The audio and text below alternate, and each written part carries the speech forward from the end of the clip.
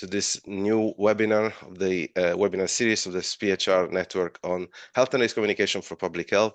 I'm Dr. Marco Bardos. I'm the convener of the network. It's my pleasure to have with us today Ms. Karla Hitchins from the Institute for Mental Health and the University of Birmingham, who's going to talk about communicating physical health risk in psychosis. Karla is a research associate and PhD student at the University of Birmingham. Her PhD research now explores the interplay between severe mental illness and health inequalities and cardiometabolic health outcomes. With an academic background in health psychology, she is interested in bridging the gap between mental health and physical health, as well as equitable healthcare. During her time as a research associate a few years ago, she developed a risk communication guide for clinicians to use when communicating physical health risk to young people with psychosis. So this is where, this conversation came by, and so we have here Karla to talk about her experience. She's also currently in the process of publishing a study exploring women's experiences of weight gain following antipsychotic use. In addition to a research background, Karla has hands-on experience of working in community and inpatient mental health settings. So I think without much further ado, I'd like to invite Karla to speak about communicating physical risk in psychosis. The floor is yours. Perfect. Thank you so much. Okay. So hi everyone.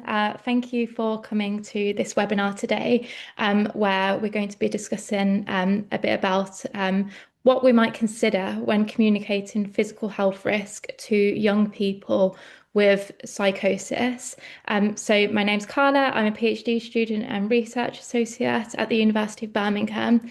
And this project, so we developed a risk communication guide, and this was part of a larger project called Psymetric, which is led by Dr. Benjamin Perry at the University of Birmingham. And I will talk a bit more about that further on.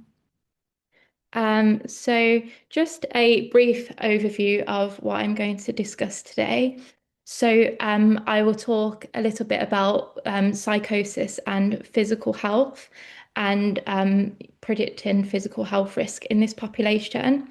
I will touch on Psymetric, and then I will move on to the focus groups, which really put our risk communication guide together.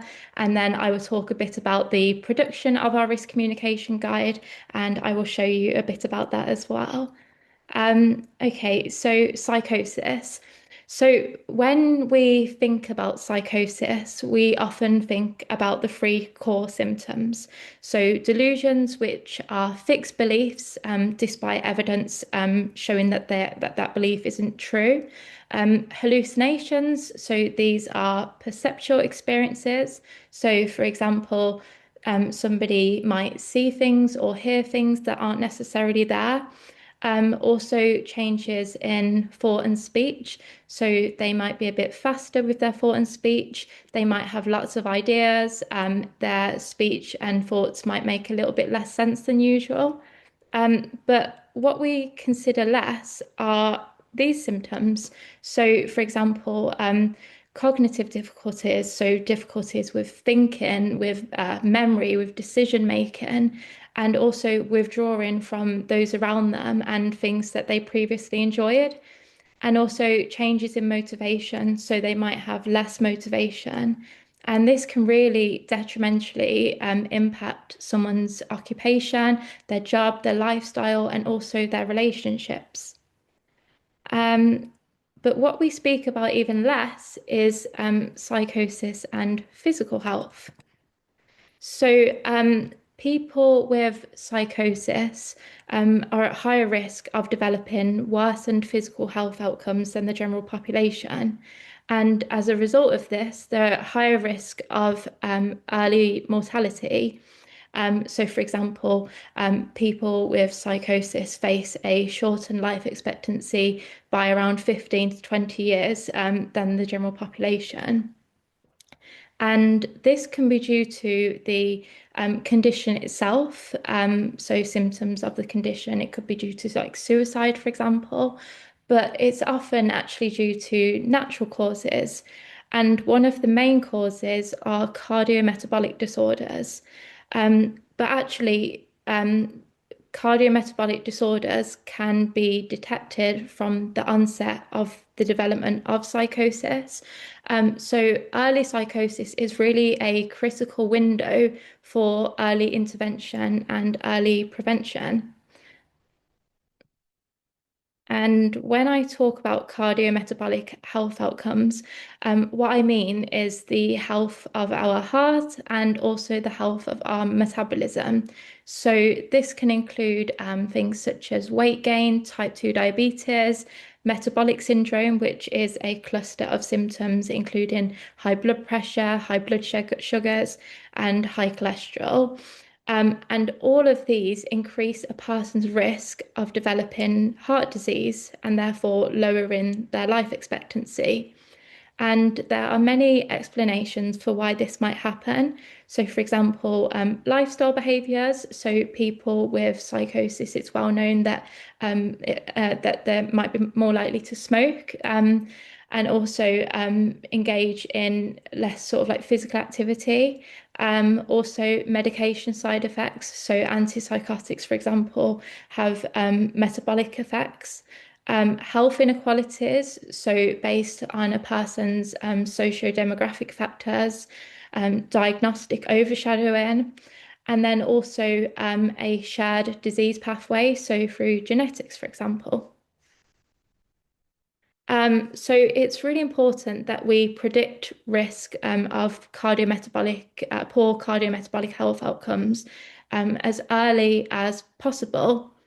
But the problem was that the existing risk prediction tools were under predicting risk for young people with psychosis. And one reason for this is, and I know this graph is a little bit small, but you can see that age is held to such a high weighting in order of predictor importance compared to other predictors such as weight, height, medication, sex, which are all really important predictors, but age was held to a much higher level of importance. And therefore, this wasn't appropriate for a young person with psychosis. So, as a result of this, Symmetric was developed. And what Symmetric stands for is Psychosis Metabolic Risk Calculator. And it's essentially a clinical prediction model, and it aims to predict which young people are at greater risk of worsened physical health outcomes. Um, and by doing this, we can reduce that risk and also prevent poor physical health outcomes for this population. And currently, Symmetric can predict weight gain within 1 year, metabolic syndrome up to 6 years, and type 2 diabetes 10 years onwards. And crucially, Symmetric is designed for young people, so people aged 16 to 35. And all it requires is routinely collected information. So, for example, someone's sex, their BMI, the medication they're taking. So, all medication which ideally a GP would collect.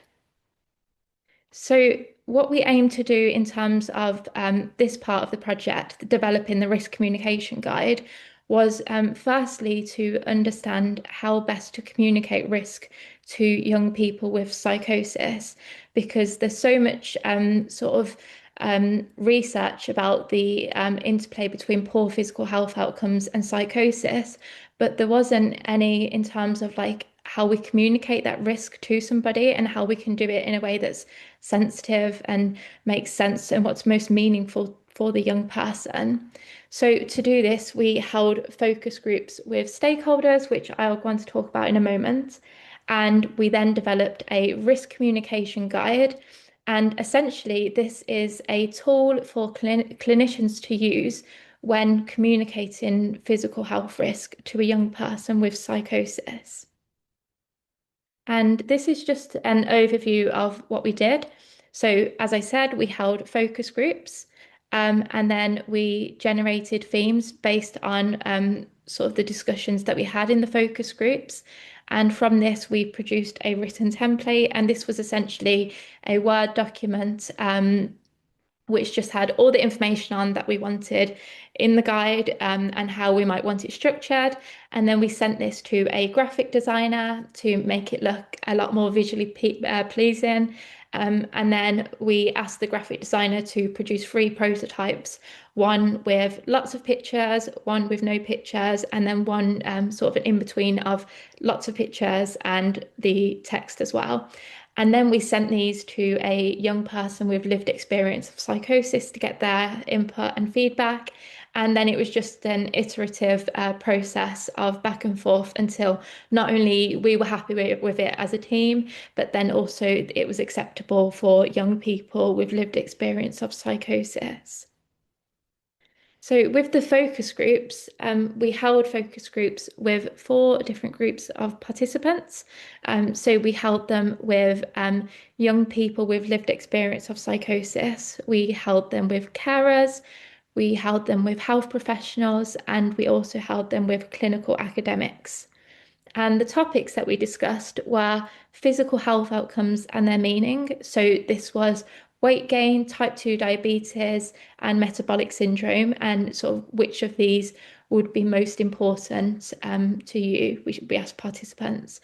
And then we asked sort of explored how we can communicate risk in a way that's accessible, in the way it's sensitive, but also motivating for behaviour change. We explored how to communicate risk information visually. And finally, we explored how we can make a risk score meaningful to a young person with psychosis. And this is just an example of what we showed our participants. So we showed them all of these different graphics of how risk information can be communicated. And we showed it them as a whole, so like exactly as this slide is, but also individually. And we asked them what would be most helpful when communicating physical health risk. And interestingly, it was the health professionals who quite liked this pictogram on the left, which is taken from QRisk, risk prediction tool, whereas the carers and young people actually preferred the visual information that sort of says your risk as it is. So, for example, it says 1 in 10 people, or your predicted risk in the next 10 years is 20%.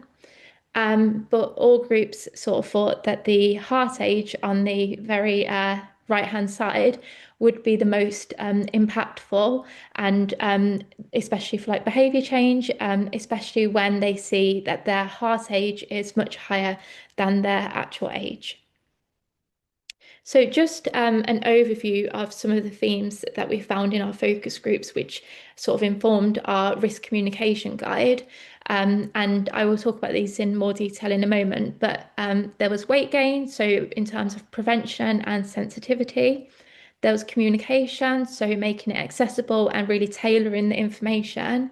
There was context, so what is the environment like that the information's being communicated in? And then timing, so is the person ready for the conversation, and how much time is being given to the person? And then support, so making it a shared responsibility, not putting it completely on the person, and being solution focused. And then information, so this was the delivery of information. Are we giving them additional resources to take away? The amount of information, so how much information is acceptable to give a young person, and the type of information, so this is sort of the visual information. So firstly, there is weight gain. With the psychological impact, it was around healthcare professionals being sensitive and mindful when discussing physical health risk, especially in relation to weight gain. Timing's really important. So for persons already feeling self-conscious about their weight, bringing it up is going to make them feel a lot worse. So clinicians really being sensitive when discussing that. but also medication adherence. So making sure that the clinician is being sensitive enough that it's not going to put people off taking their medication. So one young person with experience of psychosis said, I think there's a danger of putting people off taking medication if the message is too strong that antipsychotics can cause physical health problems. In terms of consequences, so this was about the long-term consequences of weight gain, what it might mean for the young person. So, for example, there was concerns about type 2 diabetes being a long-term consequence. And prevention really ties in with consequences because the participants were really able to establish a clear link between weight gain being an early predictor of the sort of long-term consequences. So preventing this can prevent further consequences from happening. Next is communication. So tailoring the information that's been provided. So there was a real strong preference for young people having input to their care. And this could be co-developing treatment plans with the young person based on what they want. And one young person said that it is individual for each person, so asking them what they want and how it will fit into their lives rather than just dishing out generic information. And in terms of accessibility, making sure that we're communicating clearly, that we're not using medical jargon or technical language. We could check for understanding as we're going through the information and asking the person if they would like us to go through it again. For example, in the focus groups, there was a carer who said, we're not medically minded and it's really frustrating trying to understand. So making sure that so when it's not accessible, it's a real barrier to effective risk communication. So for timing, so the timing of the conversation, so checking the person's readiness. Do they want to have this conversation about risk? And if they do, how much information do they want to know? So a health professional said, check that they want to have that conversation, ask them first, and let them know that the door is open when they do want to have that conversation. And then secondly, offering enough time. So the person who's receiving the information, they're probably receiving a lot of new information and it might be quite overwhelming. So really making sure that there's enough time to address any concerns, any questions, perhaps offering more than one appointment if necessary. And that would have the benefit of actually giving the person time to go away and think about any questions that they might have. And one of the carers in our focus group said, give us the proper amount of time. It's all well and good having information, but we need time. And environment. So this again was split into two. So there was the physical environment. So a safe, comfortable environment was really highlighted to be a way of minimizing distress during an appointment talking about physical health risk. So perhaps having a familiar person there, having it in a familiar place, and checking that the person has everything that they need during the appointment. And then with social environment, it was really highlighted that, especially with the carers and the young people, the importance of being able to relate to the professional who's delivering the information. So this could be through gender, it could be through lived experience, it could be through ethnicity. And one of our carers said that when someone has lived experience, I feel like I can trust them and what they are saying. And this was really echoed from the health professionals group, who said that a lack of trust is often a barrier for effective risk communication. And really also using the person's support network, asking the person if they would like to invite a nominated person to the appointment, just to make it as comfortable as possible for them. And then support. So firstly, offering solutions, being solution focused. So all groups sort of highlighted the importance of reassuring the person that there is support available. And one young person with lived experience said that antipsychotics made me gain weight, and the clinician was more concerned about diet and that I was eating junk rather than what was really going on, and that I felt judged. And and it's really important that it's a sort of shared decision. It's not just that the clinician is concerned about something and that's the decision that's being made. So really making it, which goes on to my next point, which is a shared problem requiring a shared solution. So it's really important that we don't put the blame onto the individual. There are things that the individual can do to reduce their risk. So, for example, they can change some of their lifestyle behaviors. But really, as well, it needs to be a shared solution. So, what can the clinician do in addition to improve the person's outcomes? So, for example, keep making sure they're keeping up with physical health checks, monitoring the person's medication, for example, and really tailoring it to what the person needs. So somebody said, you can't make the same plan for everyone. You have to take into account capabilities, symptoms, and crisis. And this includes considering the barriers that a person might face. What resources do they have? What are they? What is within their capabilities? And a really good model for this is the capability, opportunity, motivation, behavior model, which is the COM-B model. And this is sort of split into three components. So as I just said, capability, motivation, and opportunity. And these are thought to impact behavior. So by using this, we can identify factors which might positively or negatively impact somebody's behaviours. So next is information. So the delivery of the information, asking the person if they would like additional information. So for example, Psymetric can offer written information with information about the person's risk. So really asking the person if they would like to receive that, and if so, would they like to go through it with the clinician, and really offering reassurance that there is that opportunity there if they'd like it. And one young person with experience of psychosis mentioned that otherwise the person will only take in half the conversation and might only understand half the information. And this is especially true if the person's receiving a lot of new information. It could probably be quite overwhelming for the person. And then with visual information, so there was a real preference for differing forms of risk communication. So some people preferred more simplistic designs, which just says what your risk score is, whereas others preferred a more visual aid, which showed modifiable risk factors.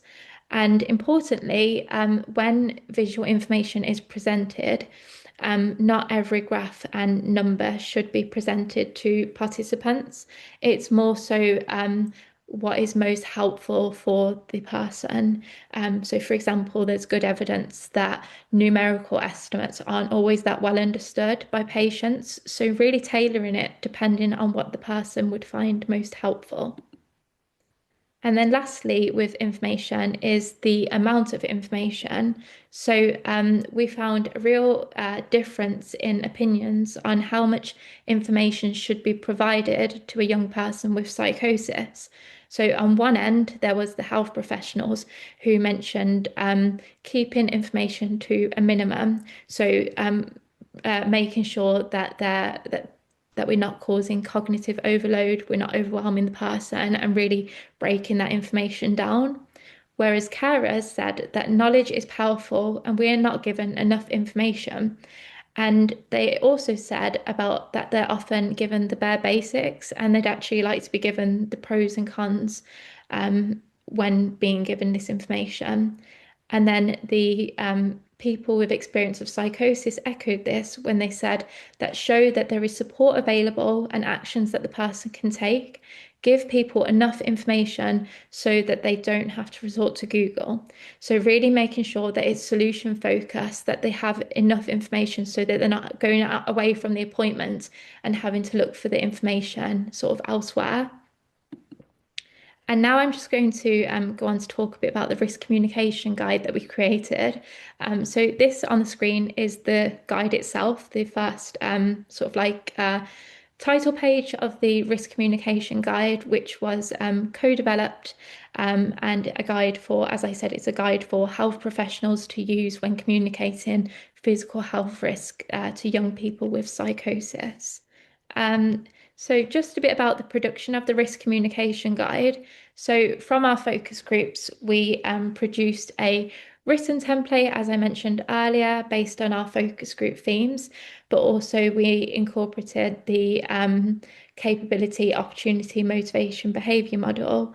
Um, and then after this, we collaborated with a graphic designer. So we worked with a graphic designer who had previously sort of worked in the healthcare sort of area. And we asked them to produce free risk communication guides. So the first guide here on the left-hand side was a risk communication guide that had some pictures, um, uh, and then but not too many. And then the second one was that one that had a had lots of pictures. And then the one on the end was one that had mostly just written information. So we really wanted to get free guides produced so we could capture what they look like in terms of visual information. And then what was produced was the guide I just showed on the previous slide. And actually, this guide was informed, so the design of it was informed by the new symmetric logo. So this was designed by one of the lived experience advisory group members, and we used this to design our risk communication guide and really make sure that it's as visually pleasing as possible. So this is some pages on what the risk communication guide looks like. So it's sort of laid out in a similar way of how I presented the information during this webinar. So there was, for example, the setting, and then we broke this down into the physical environment, the social environment. We included quotes of what was spoken about in our focus groups, but we just made sure that it was all completely de-anonymized. Um, and included pictures as well, but not too many pictures because we wanted it to really capture all of the information that we needed it to. And then, as I mentioned, we incorporated the capability, opportunity, motivation, behavior model. So this page on the left sort of explains the model in more detail, but it's in a way that it would be understandable to somebody who's never come across the model before. And we used examples throughout all of this as well, the same example throughout each bit. So, for example, we used healthy eating behaviors. So, what does the individual understand about healthy eating behaviors for psychological capability? And for physical capability, does the individual have the cooking skills to produce healthy meals? Um, and then for opportunity, do they have people around them who might be able to encourage them for social opportunity? And then for physical opportunity, do they have access to the right resources for cooking? So, for example, the time to cook, the utensils. And then for motivation, do they have the sort of belief in themselves to be able to do this? And does the individual feel emotionally influenced positively or negatively to cook healthier meals? And then on the right-hand side, we produced a checklist so clinicians can then use this before they have the appointment with the young person, and they can go through each of the different sections of the risk communication guide and see if they have sort of ticked off what they've done so far, and then considered perhaps what they could do.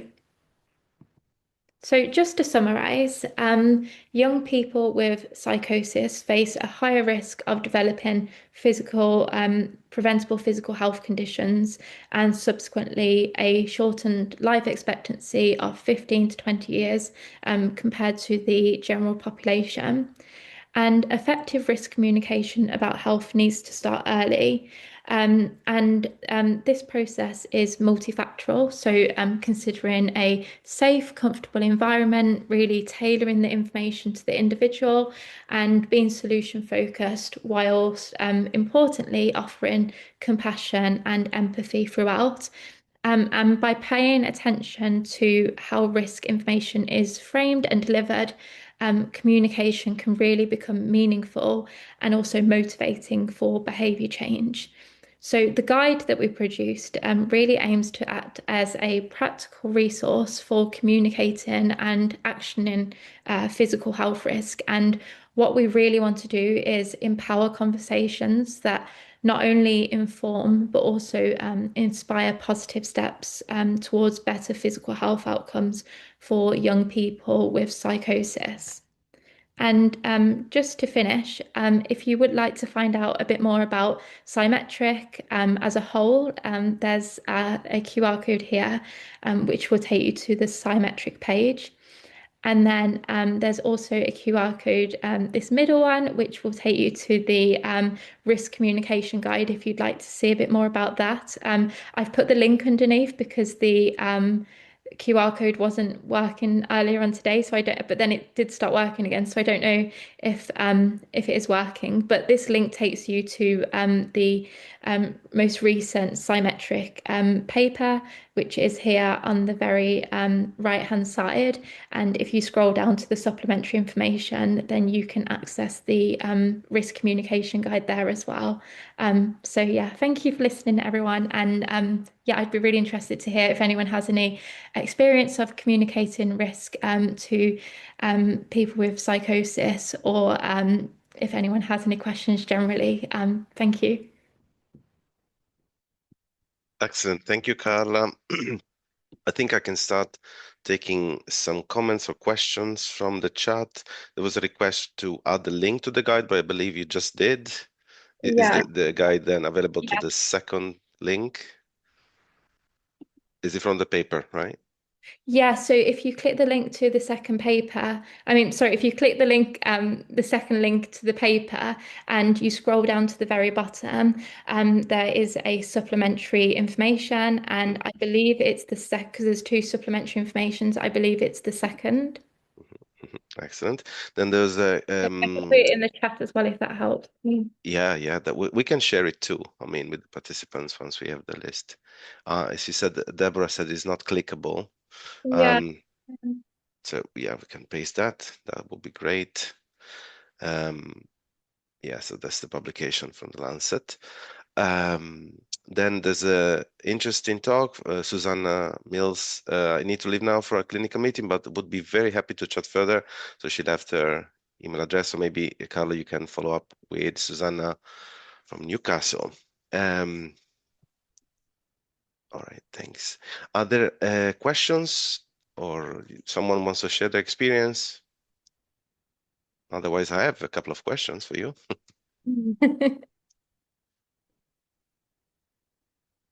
If someone wants to speak, you can just raise your hand and I can give you the mic if that's easier. I would just say Okay, thank you very much for the presentation, Carla, and it was very clear, and I really enjoyed it. So that's really just my comment, but I don't have any questions. Thank you very much. Oh, okay, thank that's you. fine. That's fine. So more uh, positive comments. All right. If nobody else wants to intervene yet, I can start with some questions. So I'd like to reflect back on your presentation related to the communication of the statistics, basically. So when you had the heart health, I think, or the sorry, the heart age, Yes. and then 1 in 10 people have this condition or something like that. You can go back to that. Yes. Yes, this one. So you said that the healthcare professionals prefer that quadrant there, like the happy faces there. Why do you think so? I think it's because a lot of them actually they worked with Q risk, so they had a lot more So experience of I see. understanding it. And I think even if they haven't worked with it themselves, they'd already saw it. So I think there was that familiarity. Whereas the young people, I remember one of them saying that it's really frustrating because you have to like really count the smiley faces. And I think it's Mm, not too bad on this one because there's hmm. not too many smiley faces. Yeah. But I guess if there's quite a lot of scattered, Mm, so one person said that perhaps if they were all in a line together, mm, all of the blue smiley faces, hmm, then it might be a bit better to understand. But the health professionals thought it was really sort of straightforward, but it could be just because of their sort of like background. hmm. Yeah, and there were familiarity with the tool probably. Yeah. Another thing, anyone comment about the heart itself? So the 47 years. So it's sort of, was it scary? Did anyone comment about fear or feeling Yeah. guilt?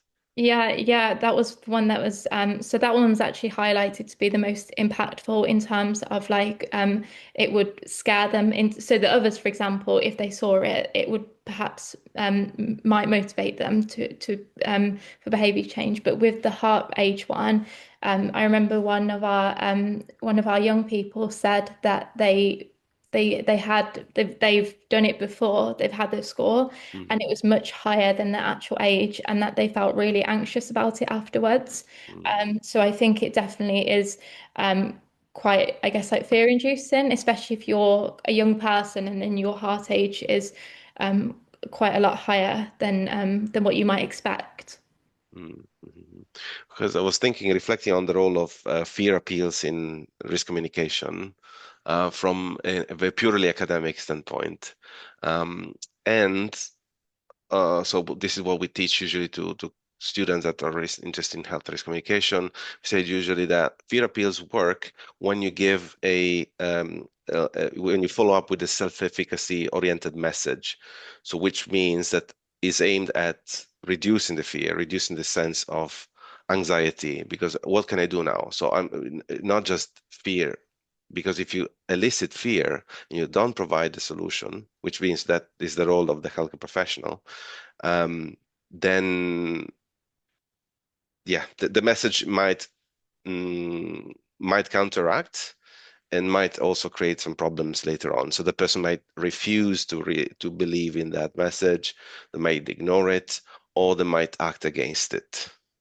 Yeah, it's quite interesting you say that because in our focus groups, we actually showed participants graphs.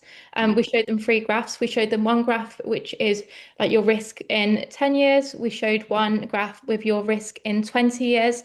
And then we showed one graph, which again had their risk in 10 years, but then it showed somebody else's risk, a similar individual to the person. I don't know if it's on this slide, I can check, yeah, so the graph showed a similar individual and that they got their risk to reduce and how they got their risk to reduce. And then when mm, we said to the participants in the focus groups which of these would motivate behavior change, even though the graph was showing that in 20 years their risk was like going quite high, mm, it wasn't that one that motivated them for behavior change. It was actually the one that showed that they can reduce their risk and sort of that solution focus mhm, approach. mhm, mhm. I think this is consistent with the literature on this. So the self-efficacy or the control over the behavior component, if you're looking at different behavioral theories, helps address the fear, because fear is one of the most, let's say, the oldest emotions we have.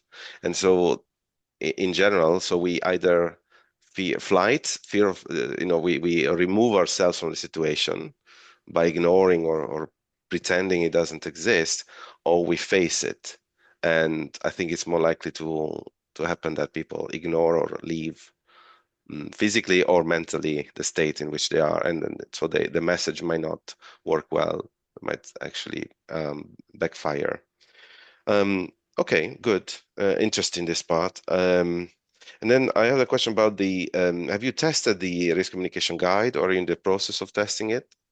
in We're real life?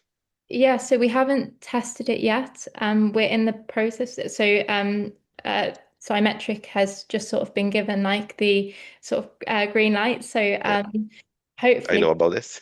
yeah, so hopefully soon it will be uh, I guess like used in clinical practice. I think the closest we've sort of come to it is showing it to people who have experienced psychosis and showing it to sort of clinicians and seeing that it was acceptable to them. Um, so I think hopefully it'll be well received when it is used in clinical practice. I think it's really effective in the way it's designed. What are the plans then for testing it in real practice? Is it you're going to do interviews? Are you going to do focus groups with patients and providers? There is actually ongoing work with there's a research fellow who works in Symetric, and he is holding focus groups about risk communication with I think young people with psychosis to further understand. And I think there is potential in the future that the guide will be further developed based on those sorts of findings. I think it will be an ongoing sort of process of developing it as we find out new sort of information. But um, that's um, that's what I think the sort of process will be. Okay, okay. And then I have another follow-up question about what would be the future, do you think, of this research? Could you expand? Um, Would you apply the same process probably to other domains, other fields, other patient populations? So I think there's sort of a lot to think about in terms of future. I think there's sort of like the I guess like the guide itself and Symetric itself, but then also I think this is really good sort of research because we there's no research sort of out there on how to communicate physical health risk to a young person with psychosis. I don't think there's even from what I Mm, know on psychosis generally, and I think we there should be a lot more because even severe mental illness, it's a real like there's a lot of considerations that we need to take into account where when we're communicating physical health risk. So I think it'd be really good if there could be more research on how to communicate physical health risk to people with severe mental illnesses. And I think it'd be interesting to see if there are any sort of differences that we find. For example, if we looked at how we might communicate physical health risk to people who've experienced depression, because people with depression are also at risk of developing worsened physical health outcomes, and same for bipolar disorder. So it'd be really interesting to see if there's any other considerations of what we should consider when we're communicating physical health risks that we haven't found so far. And I think it would also just be really good to contribute to the literature that's out there. And it would be really good for clinicians to then think about when they're having that conversation with patients. yeah, you make a very good point. Yeah. Okay. I have a very quick question about how is the duration of of a discussion, let's say, from a healthcare perspective. How many minutes would it last?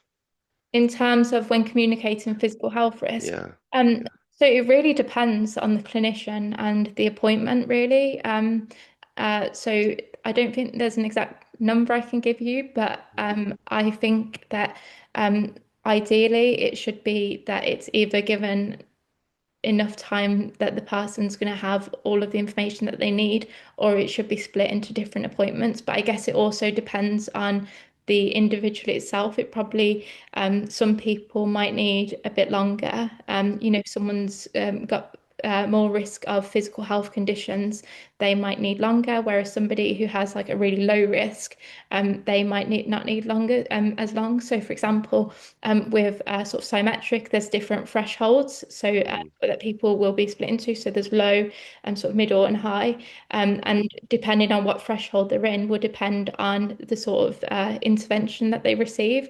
So I think it really depends on sort of like where they fit within that. mhm. I see. Okay. Thanks. And are there I don't have a comments, questions? question, but more of Okay. just a comment say thank you. So in terms of the practical application of this is going to be really, really useful and insightful for my role. So there's two branches to that. I'm involved in the delivery of the MEC and the Making Every Contact Count training, which obviously embodies around how to have a health conversation that we deliver across the NHS contract. But I'm currently working on an exercise prescription pathway with our early intervention psychosis team and looking at how they have health conversations to get people engaging with an exercise on prescription pathway. And so some of the tools and some of the notes and findings from this focus group are really, really useful. Like I say, in terms of practical application, will be will be really impactful moving forward in terms of building that pathway. So thank you. Can I ask, Ellen, where are you based? I'm in Halton, so I work around Cheshire, Merseyside. Thank you. Karla, do you want to comment on this? I'll come back. No, I think it's really cool. I'm really glad that that you think it's going to be useful because I'm really excited about it as well. So no, it's really nice to hear that it's useful for other people as well. And that because we spent quite a long time on this. I think it was probably under just under a year of like of doing all this. So it's really cool to see that there's an outcome and that that there's that it's going to be used, I guess, and useful for in clinical practice. So Good to hear that, yeah. I wonder, Deborah, Sophie, any other comments? Or Camilla? Whoever. I do have one thing that's coming to mind actually. My background's a little bit well, very different from everyone else here. I think I'm an applied linguist, and I convene a module on language and health communication. And one of the things I was just looking at the guide and thinking, you know, how wonderful it is. It's really amazing resource, but it made me think about especially the parts around. Sorry, I don't think I've got it open now. Yes, I have. That's not true. Around the capability, opportunity, motivation, and behaviour model. I was just thinking about the the parts about healthy eating and thinking more broadly about how our food environment is so poor that this is a massive challenge. And I just wondered if you had any thoughts about that. yeah, no, it is a massive challenge. I think healthy eating is a huge thing, even in like the general population. So I think when we're thinking about somebody with a severe mental illness and the complexities that come with that, I think there's a lot more considerations, and that's why when we thought about the model that we were going to use to sort of like we was thinking about different sort of behavior change models, and that's the reason we chose the COM-B model because we really want to think about like the barriers people face with healthy eating because there's barriers that you know the general population would face, but then there's also barriers that somebody with experience of psychosis will face. So, for example, in the psychological capability section, we say about like you know how would the person's psychosis affect their ability to you know cook a meal, for example, like following a recipe if you've got sort of like brain fog or you know you're struggling with cognition. So I think definitely there's a lot of consideration that needs to be thought about when with healthy eating, and I think it's quite a difficult probably behavior to change in that respect. But hopefully we can sort of capture the barriers that the person might face. But also what we sort of mention in the guide isn't like an exhaustive list. So there's probably a lot more that we haven't covered in terms of like supporting people to sort of change their eating behaviors. Yeah. Thank you. Karla, what are your next steps for your PhD? Big question. With my PhD, so I am currently doing a systematic review looking at how inclusive clinical trials are for people with severe mental illness. So who are we excluding when we're doing clinical trials, what groups are being excluded? And then I'm going to look at sort of like how people access the right healthcare and what barriers are in place in terms of them getting the right healthcare. And then at the end, I'm going to actually look at hold focus groups on physical health management for people who have a severe mental illness. So who knows, maybe I'll revisit this, because I guess for people to be able to manage their physical health, they need input from clinicians, and they need to be communicated with in a way that's appropriate and accessible. So it would be nice to sort of weave some of it in, but who knows? But yeah, and then like I said, I'm doing a paper I'm publishing a paper at the moment looking at women's experiences of weight gain following antipsychotics, which was really interesting as well. Where does this research stem from? From your The master's? women's experience. Yeah. So we had some secondary data. There was a associate assistant professor in my department who I saw on LinkedIn. Her PhD student did this. Her undergrad student did this wonderful study, but really quite small because it was an undergrad study, and I just managed to see her in the corridor, and I asked her a bit more about it, and then we sort of said, oh, we should do something with the rest of the data, because we had there's so many qualitative studies that we qualitative interviews that we had. So we thought it'd be really cool to do something with it, because then it's really important to understand women's experiences when they when they experience weight gain, especially in terms of the care that they receive afterwards, and the support that they receive with that, and really like focusing on how we can help people's physical health outcomes after that, rather than just focusing, because there was a lot of focus on sort of the mental health outcomes and people being mentally well, and that being the most important thing, whereas actually their physical health is equally as important, but that was really almost like brushed under the carpet at times. So a really interesting and impactful study. Excellent. All right. Thank you. Thank you for sharing your plans also with us, and good luck. Well, you don't need luck, you just need to be consistency and persistency. Yeah. So I wish you that. So if there are no other comments, questions from the floor, just remind that next week we have another webinar for those interested in linguistic aspects of health communication. We have Dr. Emma Brooks from UCL talking about barrier bridge or alphabet soup, exploring equitable healthcare through the lens of multilingualism. So next week, again, between 12 and 1 p.m., we're going to meet here. You need to register for attending the webinar, and everything else is on the link that Laura shared with you before on the chat. Thank you very much again for your attention and for participating in this webinar. I hope to see you soon, maybe in the next one. And thank you again. Bye. Thank you.